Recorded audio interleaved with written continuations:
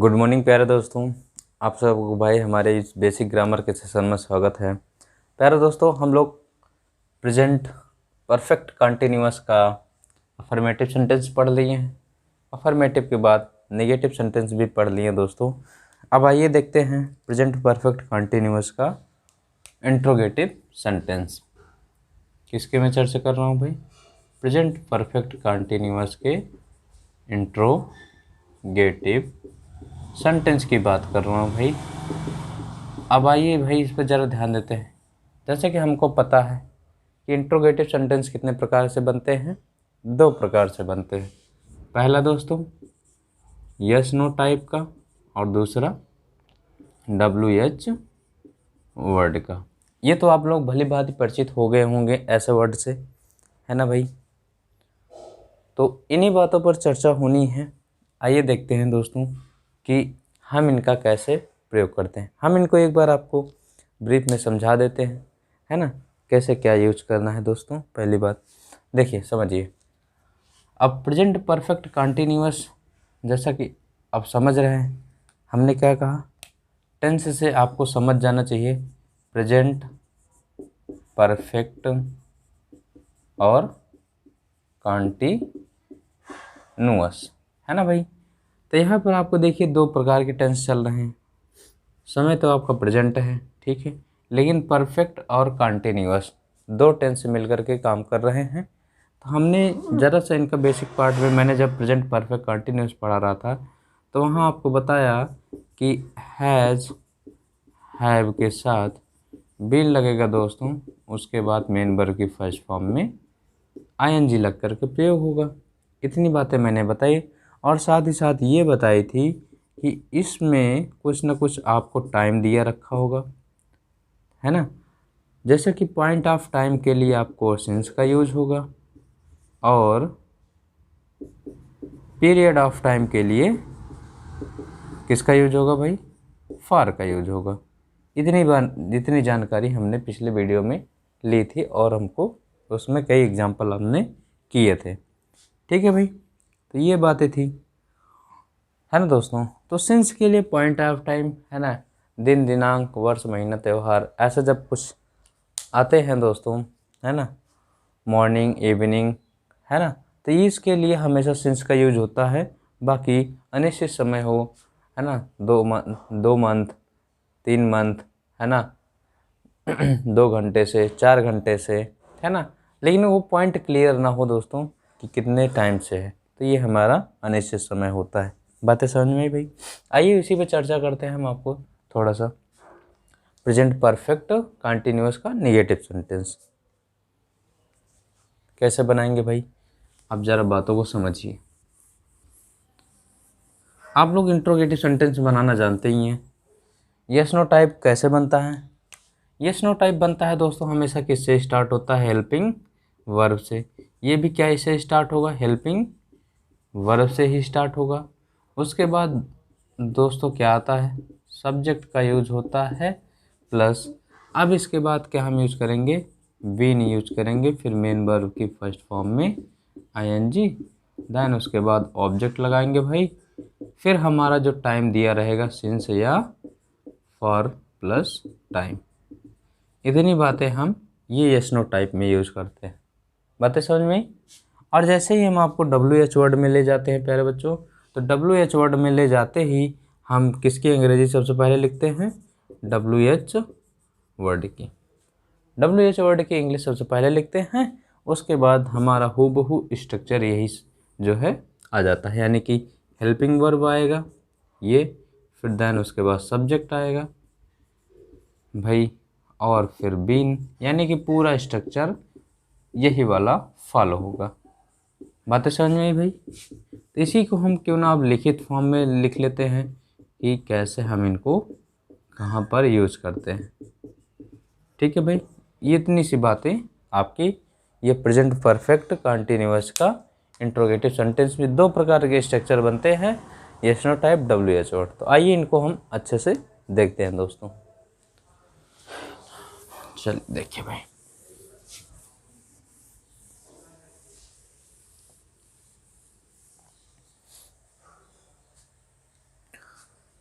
ये दो प्रकार के होते हैं, ये दो प्रकार के होते हैं। ये दो प्रकार के होते हैं। नंबर 1, यदि वाक्य की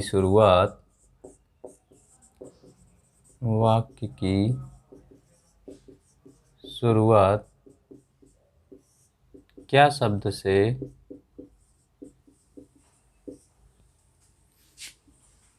हो, तो गौर करिएगा भाई, हमने क्या कहा, क्या शब्द से हो, तो ऐसे वाक्यों का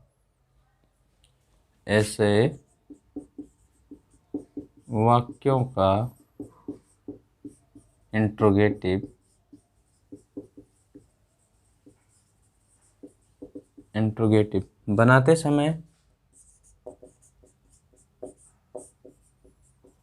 ऐसे वाक्यों का इंट्रोगेटिव बनाते समय सब्जेक्ट के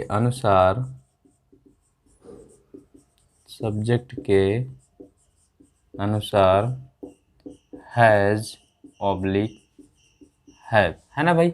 हमने क्या लिखा है, सब्जेक्ट के अनुसार, ठीक है भाई। यानी कि सब्जेक्ट यदि हमारा सिंगुलर तो हैज, सब्जेक्ट यदि प्लूरल तो हैव। बात समझ में? तो वही मैंने लिखा है, सब्जेक्ट के अनुसार हैज हैव को सब्जेक्ट से पहले रखकर,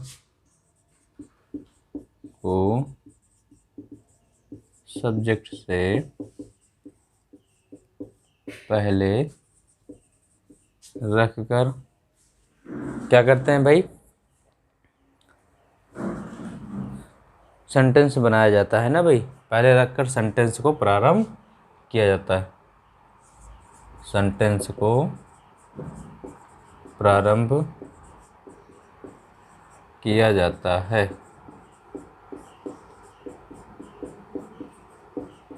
बातें क्लियर हुई भाई?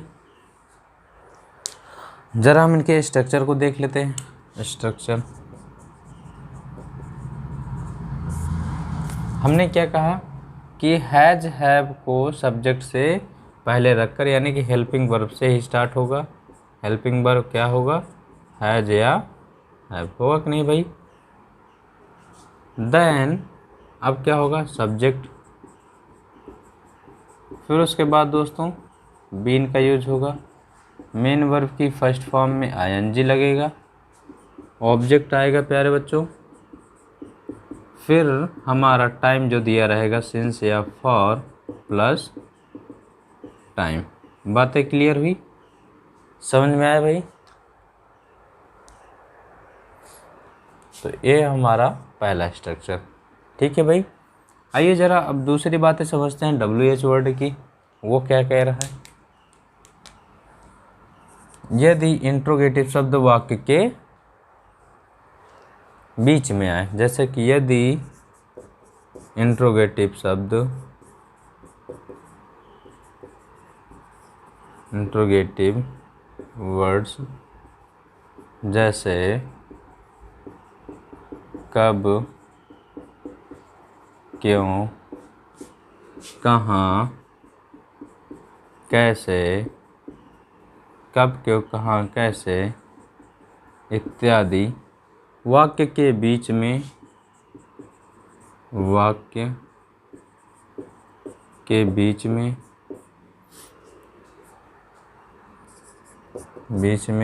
प्रयोग किए गए हों,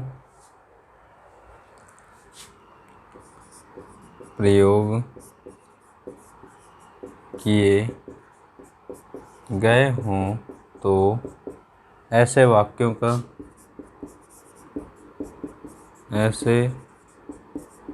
वाक्यों का ट्रांसलेशन करते समय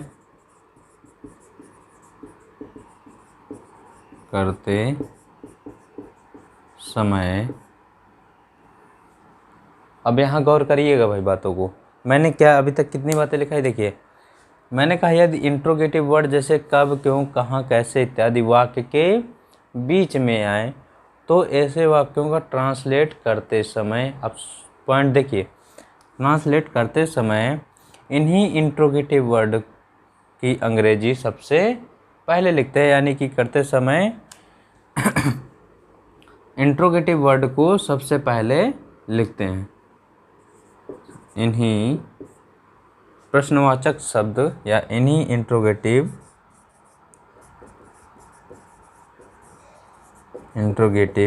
वर्ड्स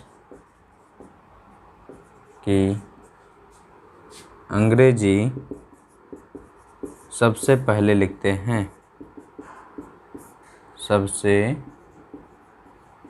पहले लिखते हैं। ठीक है भाई, बाकी का स्ट्रक्चर पहले वाले के जैसा होगा, है ना भाई। आगे का स्ट्रक्चर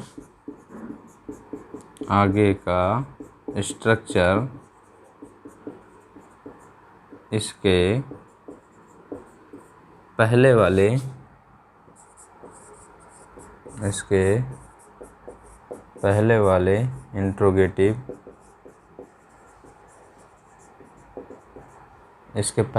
इंट्रोगेटिव की तरह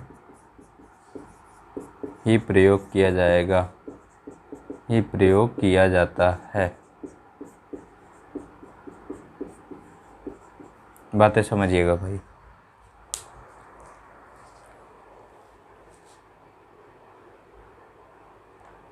देखिए, मैंने ये सारी बातें आपको बताई और लास्ट में ये बातें बताई आपको कि जब हम इंट्रोगेटिव वर्ड को सबसे पहले लिख लेते हैं, बाकी ही हूबहू स्ट्रक्चर ही हमारा पहले वाला आ जाता है। जैसे एग्जांपल देखिए, एग्जांपल दोस्तों, मतलब इसका स्ट्रक्चर देखते हैं।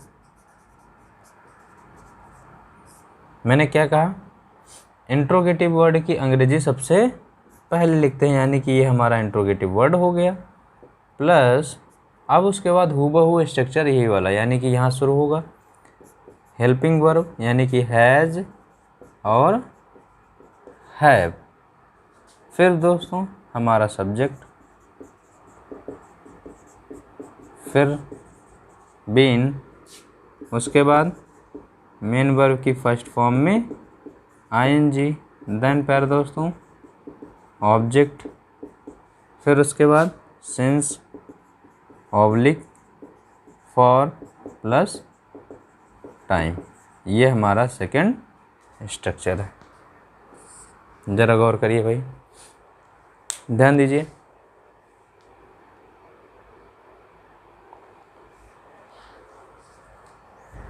बातें समझ में आई भाई? किसी बात पे, किसी चीज़ में कोई कन्फ्यूजन? आइए,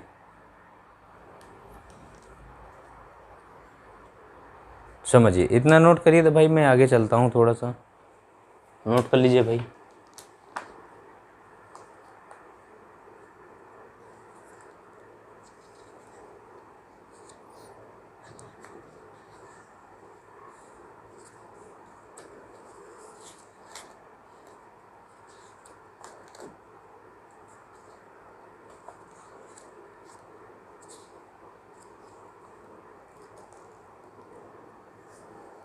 चलिए दोस्तों, आइए भाई, मैं इसको इरेज करता हूँ। देखिए,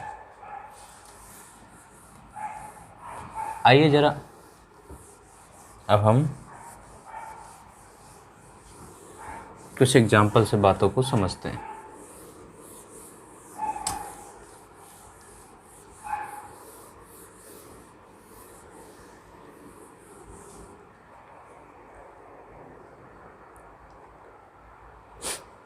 देखिए भाई, एग्जाम्पल,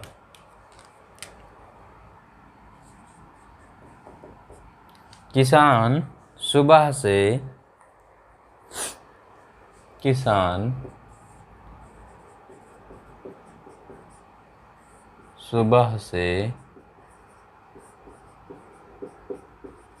अपना खेत कैसे जोत रहा है? कैसे जोत रहा मध्य समझ में। किसान सुबह से अपना खेत कैसे जोत रहा है।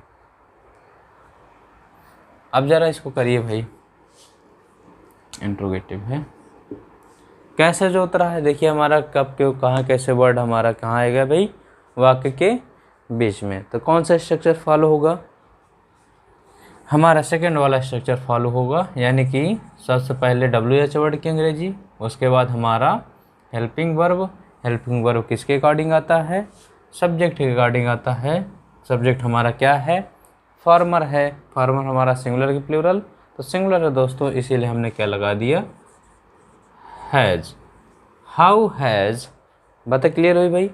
अब सब्जेक्ट हमने लिख दिया द फार्मर, अब उसके बाद बीन, ठीक है भाई।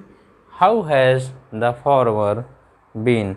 अब देखिए कौन सा काम हो रहा है, जोताई करने का काम हो रहा है, यानी कि प्लाउज हो रहा है, उसमें ING लगा देंगे तो प्लाउजिंग, है ना भाई। प्लाउजिंग क्या, अपना खेत, तो हिज फील्ड। कब से भाई, सुबह से। सुबह के लिए क्या होता है हमारा, सिंस मॉर्निंग। बातें क्लियर हुई, पॉइंट समझ में आया भाई, सिंस मॉर्निंग। आइए ज़रा नेक्स्ट एग्जांपल चलते हैं। क्या वह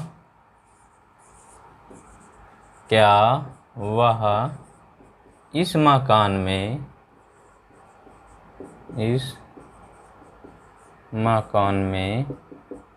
1990 से रह रहा है। क्या वह इस मकान में 1990 से रह रहा है। अब इसको करिए भाई ज़रा।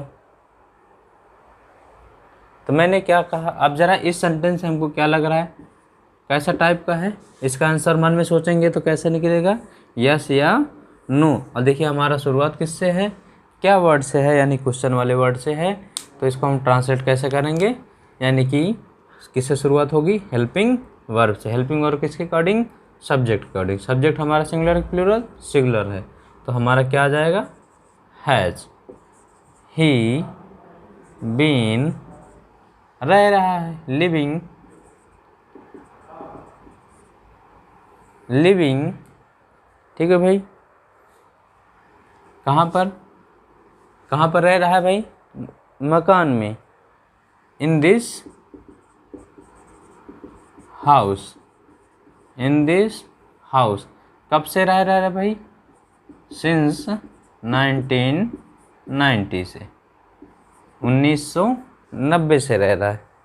बातें क्लियर हुई भाई,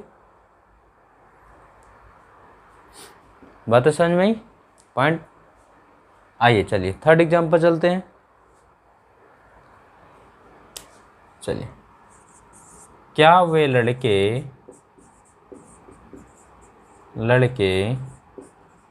सुबह से क्रिकेट का मैच खेल रहे हैं। क्रिकेट का मैच खेल रहे हैं। अब इसको करिए भाई, क्या हो जाएगा, वे हमारा प्लूरल है, इसीलिए क्या आ जाएगा, have they been playing cricket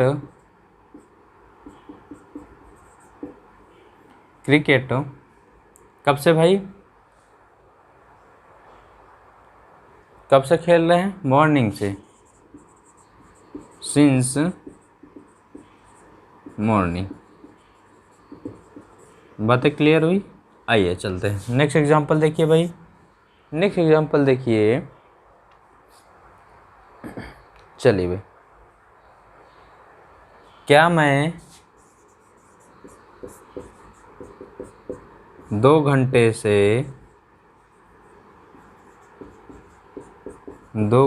से अखबार पढ़ रहा हूँ।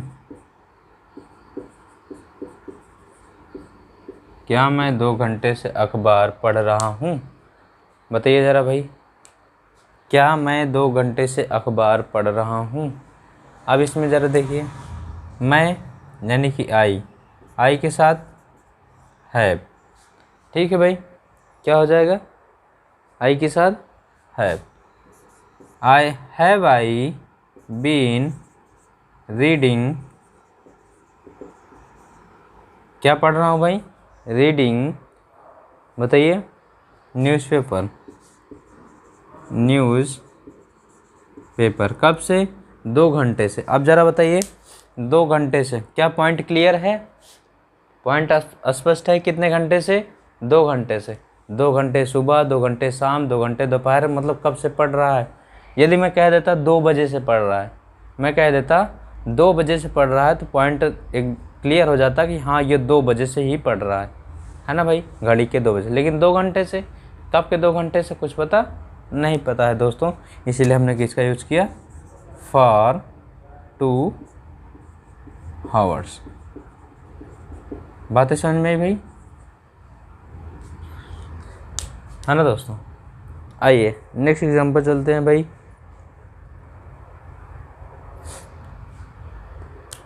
चलिए, वह 2 बजे से पत्र लिख रही है, वह 2 बजे से पत्र लिख रही है। एक मिनट, वह 2 बजे से पत्र क्यों लिख रही है, ऐसा कह दीजिए भाई, पत्र क्यों लिख रही है, यहाँ पर क्यों लिख रही है। अब जरा क्यों की अंग्रेजी, वाई, या हम कह दें 2 बजे से पत्र किसे लिख रही है, ऐसा सीधे कह दीजिए, सेंटेंस भी अच्छा हो जाएगा। जैसे पत्र किसे लिख रही है, ये भी, अब किसे लिख रही है ना, तो ये चीज़ सेंटेंस थोड़ा अच्छा हो जाएगा भाई। तो क्या हो जाएगा, किसे के लिए, whom has he been writing a letter, कब से भाई, 2 बजे से। अब देखिए यहाँ टाइम क्लियर हो गया, तो क्या हो जाएगा, सिंस 2 o'clock, सिंस 2 o'clock। बातें क्लियर हुई भाई, सिंस 2 o'clock। तो जहाँ कोई कन्फ्यूज़न हो बताइए प्यारे दोस्तों। ये था आपका प्रेजेंट परफेक्ट कॉन्टिन्यूअस टेंस का इंट्रोगेटिव सेंटेंस। नोट करिए भाई इनको, तो आगे चलते हैं।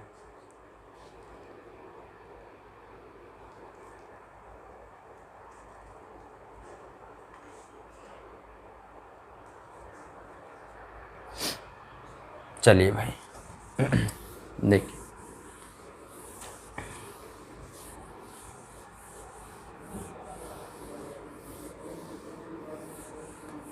अब जरा आते हैं हम लोग, देखिए प्रेजेंट परफेक्ट कॉन्टिन्यूअस हमने निगेटिव सेंटेंस पढ़ लिया। अब इंट्रोगेटिव निगेटिव भी पढ़ सकते हैं इसी तरह, यानी कि interrogative negative sentence, interrogative negative sentence. अब जैसा कि हमारे इसके हेडिंग से ही समझ में आ रहा है कि जो हमारा प्रश्नवाचक शब्द होगा वो निगेटिव होगा, यानी कि जैसा कि ये 2 प्रकार के होंगे, है ना, वही सेम इंट्रोगेटिव वाला पूरा पैटर्न होगा। 2 प्रकार के होते हैं, पहला, क्या से प्रारंभ होने वाले वाक्य, क्या से प्रारंभ होने वाले वाक्य, ठीक है भाई। जरा क्या से प्रारंभ होने वाले वाक्य का स्ट्रक्चर क्या हो सकता है, हेल्पिंग वर्ब होगी दोस्तों, सिर्फ इसका ब्रीफ में बता रहा हूँ, हेल्पिंग वर्ब होगी, उसके बाद हमारा सब्जेक्ट होगा दोस्तों। अब जरा गौर करिएगा, नॉट शब्द कहाँ लगेगा, यही बातें आपको जाननी है। यानी कि हमने आपको जब बताया था, जैसे मान लीजिए सिंपल सेंटेंस होता है, सिंपल सेंटेंस में हमारा सब्जेक्ट सबसे पहले आता है, फिर हैज या हैव आता है दोस्तों, फिर उसके बाद मेन वर्ब की थर्ड फॉर्म आती है, देन ऑब्जेक्ट आता है। ये हमारा सिंपल सेंटेंस होता है भाई, होता है कि नहीं होता है ना। जब यदि हम इस हैज़ हैव, अब हम ज़रा अभी इसको रहने देते हैं ऐसे, इसको ज़रा निगेटिव बनाते हैं, यानी कि सब्जेक्ट आया भाई, उसके बाद हैज़ या हैव आया दोस्तों। अब नॉट का कहाँ प्रयोग करते हैं, यही तो करते हैं ना, नॉट प्लस मेन वर्ब की थर्ड फॉर्म, उसके बाद ऑब्जेक्ट। ये बातें हम सिंपल सेंटेंस में यूज करते हैं। अब ज़रा इस हैज़ हैव को हम सबसे पहले ला दें, यानी इंट्रोगेटिव बना लें, तब क्या हो जाएगा, हैज़ हैव। उसके बाद ये जो सब्जेक्ट है हमारा यहाँ आ जाएगा। अब देखिए नॉट किसके बाद आ गया, सब्जेक्ट के बाद आ गया, और मेन वर्ब से पहले आ गया। आया कि नहीं भाई, आया कि नहीं, यहाँ दिख रहा है ना। तो वैसे यहाँ पर भी है, जब हम हैज़ हैव को पहले ला लेंगे तो हमारा का यूज होगा, अब नॉट का यूज होगा। मेन वर्ब हमारी कौन सी थी, बीन। अब ये देखिए, अब ये आईएनजी वाला फॉर्म आ गया। बातें क्लियर हुई, आईएनजी। अब उसके बाद पे दोस्तों ऑब्जेक्ट, फिर हमारा पॉइंट वाला समझ में आएगा, सिंस या फॉर प्लस टाइम, ये हमारा। बातें क्लियर हुई भाई, समझ में आ गया कि नहीं। ठीक है भाई। आइए इसी प्रकार से जब हमारे इंट्रोगेटिव शब्द वाक्य के बीच में है, दूसरा स्ट्रक्चर क्या कह रहा है, दूसरा कह रहा है सेंटेंस, यदि इंट्रोगेटिव शब्द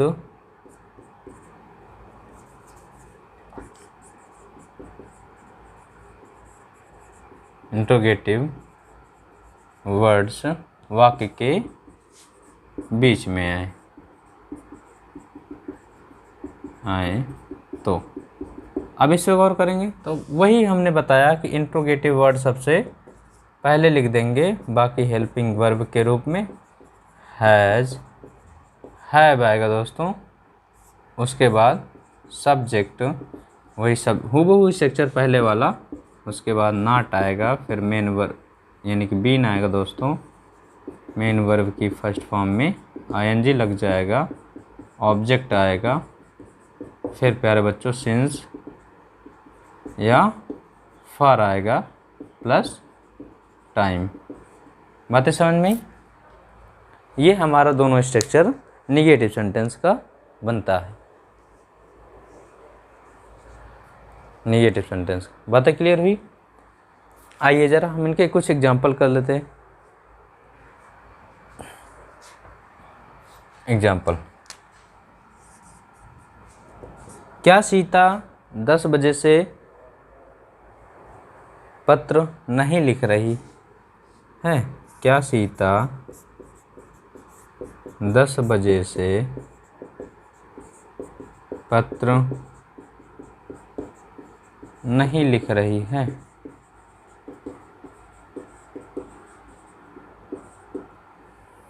गौर करिए भाई, क्या सीता 10 बजे से पत्र नहीं लिख रही है, सेम सेंटेंस है, आपको इंट्रोगेटिव बनाना है। सीता हमारा सिंगुलर है प्लूरल, सिंगुलर है दोस्तों, इसीलिए हमने हेल्पिंग वर्ब का यूज किया हैज़, उसके बाद सीता, फिर सब्जेक्ट आया, सब्जेक्ट के बाद क्या चाहिए, नॉट चाहिए, तब उसके बाद फिर क्या चाहिए, बीन चाहिए। अब हमको क्रिया की आईएनजी फॉर्म चाहिए, राइटिंग लेटर। कब से भाई, 10 बजे से, है ना। तो सिंस 10 o'clock। बातें समझ में भी, सिंस 10 o'clock।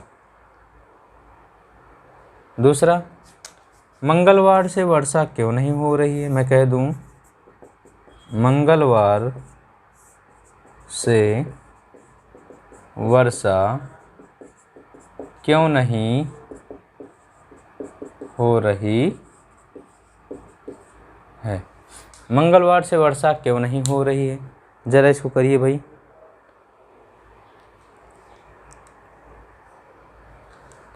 क्यों नहीं हो रही है, क्यों नहीं की अंग्रेजी वाई। उसके बाद हैज़, वर्षा, वर्षा के लिए हमें ऐसा सब्जेक्ट किसका प्रयोग किया जाता है, इट का प्रयोग किया जाता है। It not been raining it not been raining, है ना भाई। कब से भाई, मंगलवार से। सिंस हमने बताया दिन दिनांक वर्ष महीना त्यौहार के लिए किसका प्रयोग करते हैं, सिंस का प्रयोग करते हैं, तो सिंस ट्यूसडे। बातें क्लियर हो गई भाई, जरा बात समझिए। तो इतनी बातें समझ में आई ना दोस्तों, इंट्रोगेटिव सेंटेंस और interrogative negative sentence, present perfect continuous के। ठीक है भाई, समझ में आए ना बातें। तो ये था दोस्तों हमारा प्रेजेंट टेंस। प्रेजेंट टेंस में हमने क्या क्या पढ़ा, present indefinite tense, present continuous, present perfect continuous tense. तो उसके हमने 3-4 पार्ट पढ़े, जैसे कि अफर्मेटिव, निगेटिव, इंट्रोगेटिव नेगेटिव, यानी कि इतने पार्ट पढ़ते आए हैं दोस्तों। तो ये हमारा प्रेजेंट टेंस कंप्लीट हुआ। आइए चलते हैं पास्ट टेंस में। किस में चलते हैं दोस्तों, पास्ट टेंस में। ज़रा गौर करिए भाई, पास्ट टेंस में कुछ बातें हैं, आइए समझते हैं क्या क्या बातें हैं, ज़रा समझ लीजिए भाई।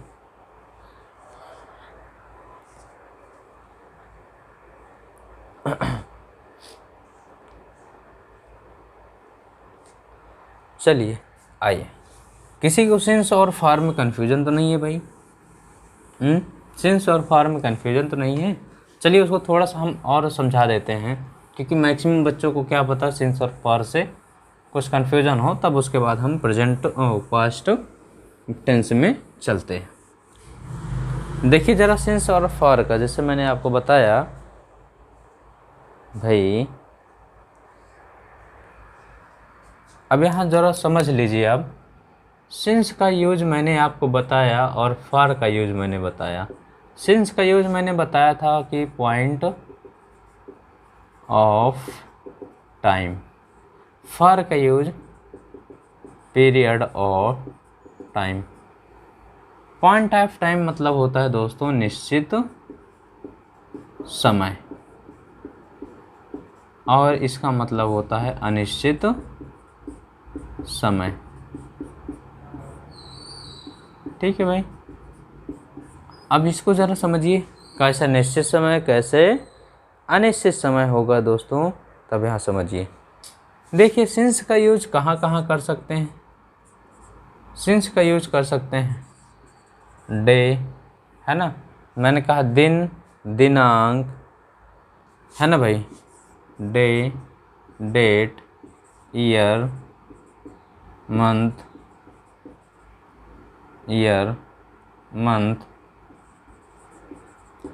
डे डेट ईयर मंथ, है ना भाई, season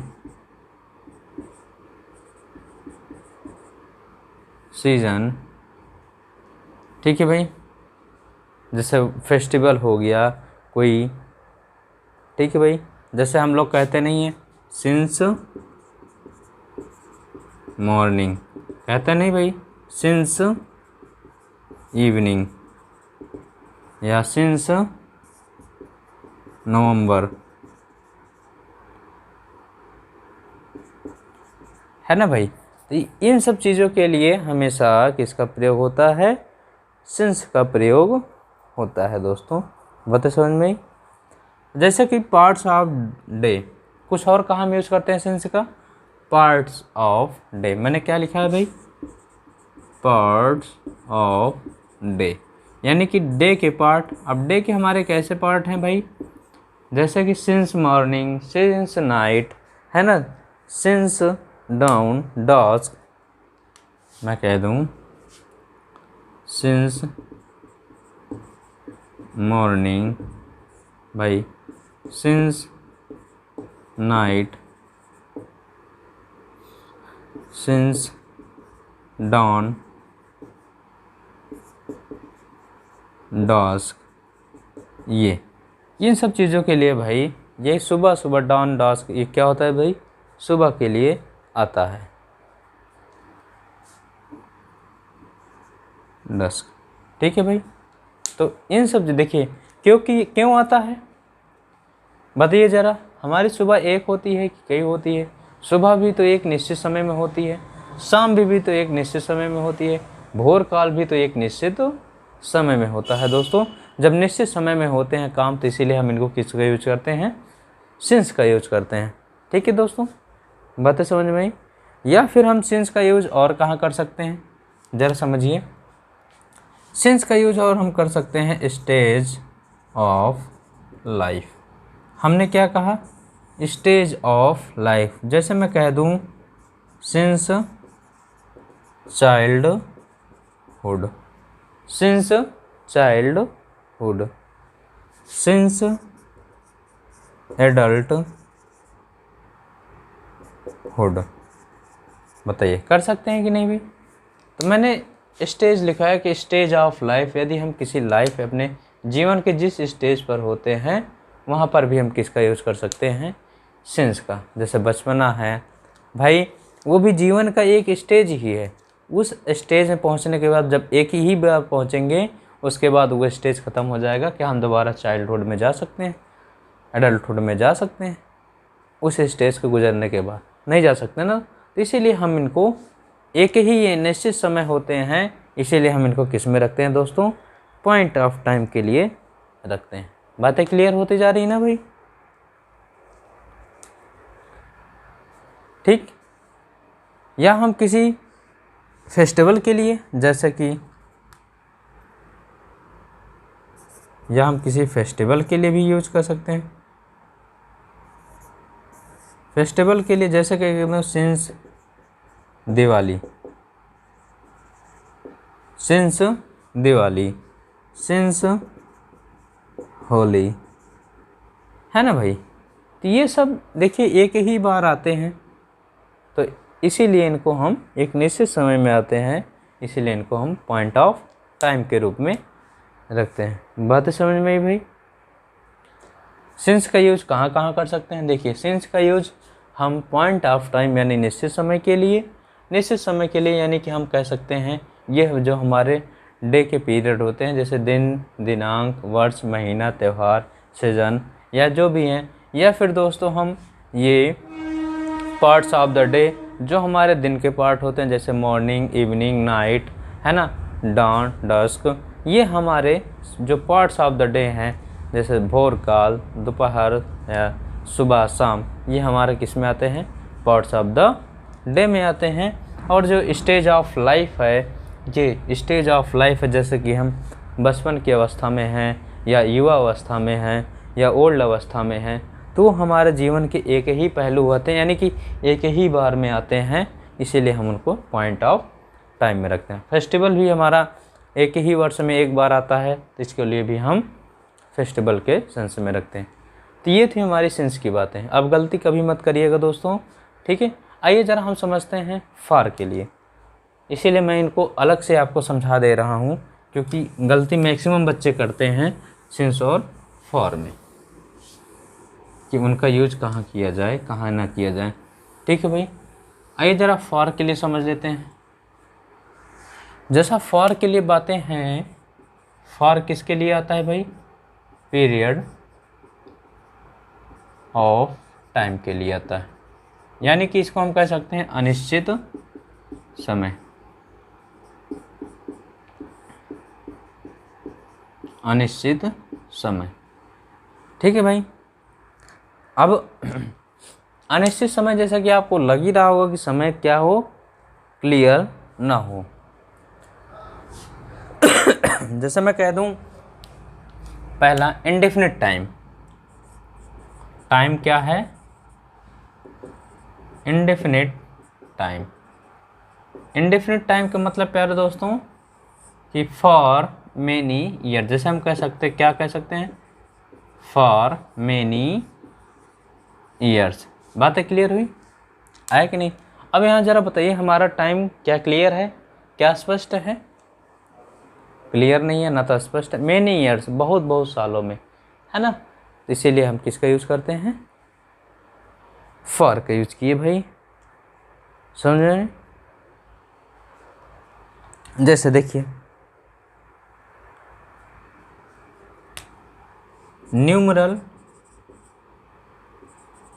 plus time word, time word. अब ये क्या मैं कह रहा हूँ, न्यूमरल प्लस टाइम वर्ड, उसके लिए भी किसका यूज़ करते हैं हम, फॉर का। जैसे मैं कह दूँ फॉर 10 डेज, मैंने कहा फॉर 10 डेज, न्यूमरल में देखिए 10 आ गया, टाइम वर्ड यानी कि किसका बता रहे हैं, डे का बता रहे हैं, या 10 मंथ कह देते या फिर 10 ईयर्स कह देते, है ना। जैसे फॉर 10 मंथ्स, फॉर 10 ईयर्स। बताइए भाई, समझ में ही बातें। तो वही मैंने कहा कि आपको न्यूमरल प्लस टाइम वर्ड, यानी कि जब हमारा न्यूमरल भी लगे या टाइम आए, जैसे कि 10 डेज, 10 मंथ, 10 ईयर्स, तब पर भी देखिए क्या बताइए ज़रा, यहाँ ईयर क्लियर है, 2000 में है, 2019 में है, यानी कि 19वीं सदी में है कि 20वीं सदी में है कि 21वीं सदी में, ईयर में क्लियर हो रहा है, नहीं है ना भाई। मंथ में जनवरी फरवरी में क्लियर हो रहा है, नहीं हो रहा है। डे में संडे मंडे ट्यूसडे में क्लियर हो रहा है, नहीं हो रहा है ना। तो इसीलिए पॉइंट हमारा क्या है, अनिश्चित है, उसके लिए हम किसका यूज़ किए हैं, फॉर का यूज किए हैं। बातें क्लियर। आइए आइए भाई आगे चलते हैं, ज़रा देखिए। जैसे कुछ हम कैलकुलेटेड टाइम होता है हमारे पास, या कैलकुलेटेड यूनिट होती है, जैसे मैं कह दूं कैलकुलेटेड यूनिट। ये कैलकुलेटेड यूनिट क्या है भाई, जैसे कि आप लोग कहते हो for a decade, for a decade कहते हो कि नहीं भाई। इसके लिए भी हम किसका यूज करते हैं, किसका यूज करते हैं भाई, फॉर का। इसमें एक बहुत अच्छा क्वेश्चन आता, अच्छा क्वेश्चन मतलब कि बहुत अच्छा पॉइंट देता है, जैसे कि मैं आपको बताने चल रहा हूँ दोस्तों, ठीक। देखिए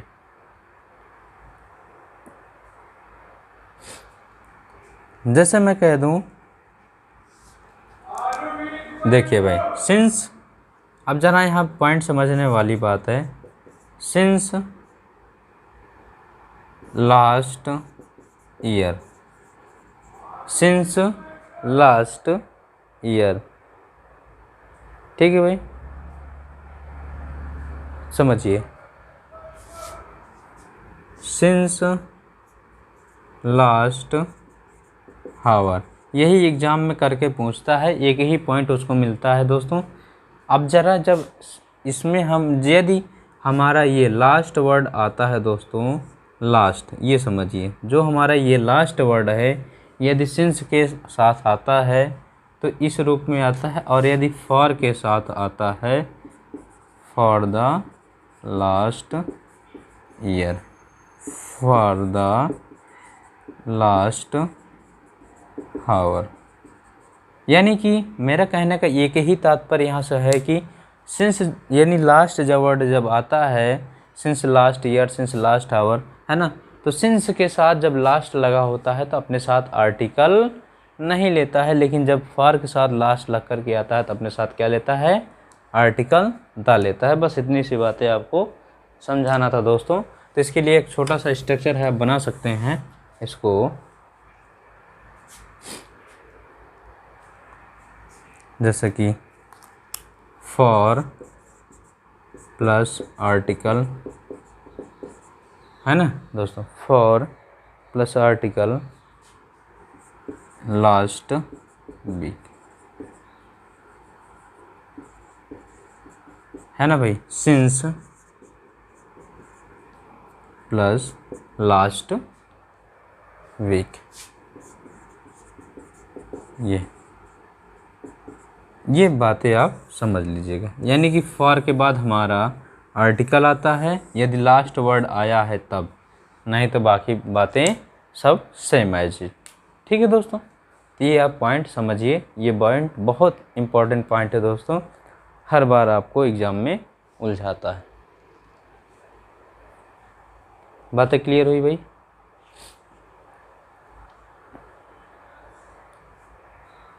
जैसे कि एक बार आपको एग्ज़ाम में किसी सेंटेंस में आपको एक बार दिया गया है, कह करके ऐसे since time immemorial, since time immemorial, है ना दोस्तों। ये हमारा गलत है, ये हमारा क्या है, सिंस इमेमोरियल, इमेमोरियल टाइम होता है दोस्तों। ये सेंटेंस हमारा सही है।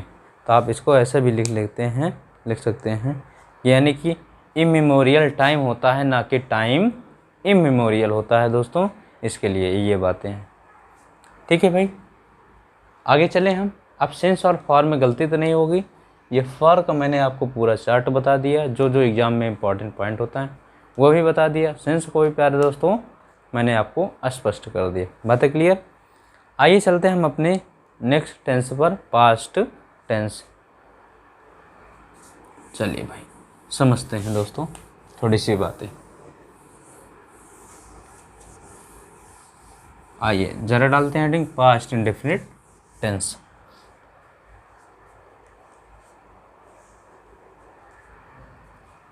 देखिए भाई, पास्ट इंडेफिनिट टेंस, जैसे कि हमको बातों से ही लग रहा है कि बीता हुआ अनिश्चित समय, पास्ट मीन्स बीता हुआ, इंडेफिनिट मीन्स अनिश्चित, टेंस मीन्स समय, बीता हुआ अनिश्चित समय। बातें समझ में। तो दोस्तों ये हम वीडियो में आपको, नेक्स्ट वीडियो में आपको इनकी लिखाएंगे, लेकिन अभी हम इनको थोड़ी सी चर्चा समझने में करते हैं। मैंने आपको पास्ट की पहचान के लिए क्या बताया था दोस्तों, दो बातें मैंने आपको बताई हैं कि जब भी हम आपको क्या पढ़ा रहे थे, डू वर्ब, हैव वर्ब और टू बी वर्ब, वहाँ पर पास्ट के लिए एक ही वर्ड आता है, वाज या वेयर, इतने ही वर्ड आते हैं। एक डिड आता है और एक हैड आता है बस, या फिर वाज वेयर या उसके पहले वी टू। ये 1 2 3 4, इन 4 बातों से हम पास्ट टेंस की पहचान बहुत अच्छे से कर सकते हैं। हमको भी कभी भी रटना नहीं होगा कि था, थी हैं या चुका था, चुकी हैं, है ना दोस्तों। जैसे कि अब यहाँ समझते हैं, जब B2 का यूज़ होता है, यानी कि हम इसको प्रेजेंट इंडेफिनिट या सॉरी दोस्तों, पास्ट इंडेफिनिट या सिंपल पास्ट में यूज करते हैं। जैसे मैं कह दूँ वह खाता था, वह खाता था, तो क्या हो जाएगा, ही एट, ही एट। ईट का सेकेंड फॉर्म है, देखिए आया ना। तो दोस्तों ये हमारा सिंपल पास्ट टेंस है ना भाई, वह खाता था। अब एक बात है हमने और आपको बताई है कि वाज और वेयर, जैसे कि हम इज, एम, आर का यूज कहाँ, किस टेंस में किए थे, कंटीन्यूअस टेंस में किए थे, वैसे ही वाज और वेयर का प्रयोग भी हम कहाँ करते हैं, कंटीन्यूअस में करते हैं। तो जैसे वह खा रहा था, वह खा रहा था। अब वह खा रहा था यानी कि he was eating, he was eating. बातें समझ में आ रही भाई, बातें क्लियर हो रही। अब मैं ज़रा चर्चा करूं डिड की। डिड का प्रयोग हमने आपको बताया, जैसे कि हमने आपको प्रेजेंट टेंस में बताया था डू और डज का प्रयोग। डज का प्रयोग कि हमारा इंट्रोगेटिव और किसमें, निगेटिव में प्रयोग होता है। डू डज का प्रयोग इंट्रोगेटिव या निगेटिव में प्रयोग होता है। ऐसे ही डिड का प्रयोग भी किस में होता है, इंट्रोगेटिव और निगेटिव में। बातें क्लियर। इंट्रोगेटिव मैं, अब देखिए ज़रा, मैं कह दूँ वह नहीं खा रहा था, देखिए यहाँ पर वह नहीं खा रहा या वह नहीं खाता था, ऐसा समझ लीजिए, वह नहीं खाता था, खाता था। अब वह नहीं खाता था, he did not eat, he did not eat. बातें क्लियर हुई दोस्तों? He did not eat. और हमने आपको बताया था कि डू डज के साथ, यानी कि जो हमारे डू वर्ब हैं, देखिए डू वर्ब में जो हमने पढ़ाया था डू डज और डिड, डू डज और डिड के साथ हम हमेशा किसका प्रयोग करते हैं? मेन वर्ब की फर्स्ट फॉर्म का हमेशा प्रयोग करते हैं प्यारे दोस्त। तो देखिए ईट हमेशा फर्स्ट फॉर्म में है ना। ये थी हमारी इसकी बातें क्लियर। ये निगेटिव में, अब जैसे कहते हैं वह क्यों नहीं खाता था, तो क्योंकि अंग्रेजी पहले बाकी डिड नॉट बाद में, है ना। क्या वह नहीं खाता था, तो डिड से स्टार्ट करेंगे, बाकी सब बातें सेम एज। बातें क्लियर। अब ज़रा हैड की बातें करें भाई। जब हम हैड की बातें पर आती हैं तो इसके साथ हमेशा क्या आती है? V3 आती है भाई, है ना। वर्ब की थर्ड फॉर्म आती है। अब ज़रा बताइए ये है किस कैटेगरी का वाक्य है? किस कैटेगरी का है भाई? है वर्ब का, है कि नहीं?